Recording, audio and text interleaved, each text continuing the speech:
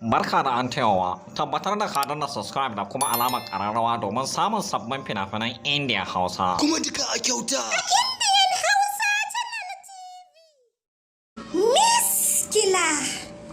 Miskila kayyadaddun kapce ne da kamfanin Al-Hussein Record masu birbiɗan fassara suka fassara muku shi.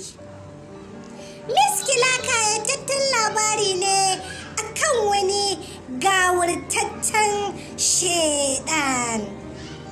Ba shi da wani burin da ya wuce ya ga ya mallaki miskilin iko don addabar duniya.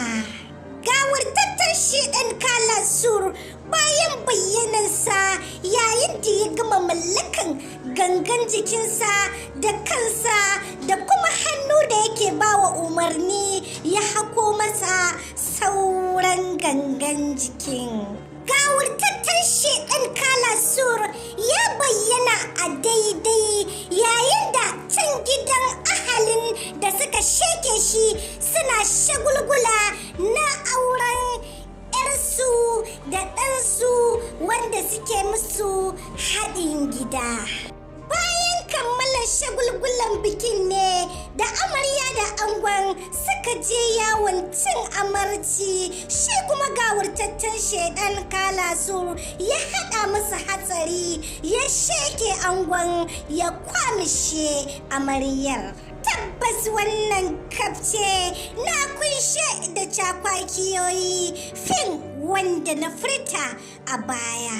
Kai dai nemi naka kayataccen kafce na fim ɗin Miskila na kamfanin Al-Hussein don more cakwakiyar da ke cikinsa.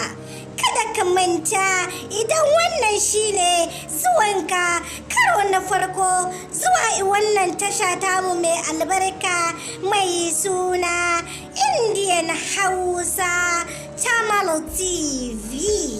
Masoyiya ku danna mini subscribe da kuma alaman kararrawa don more fashin baki da ke cikinsa ko kuma in ce recap na fina-finan Indian fassarar Hausa. Kai dai kulla halaka da wannan canar tamu mai albarka don sanar da kai masoyi da zarar mun ɗaura.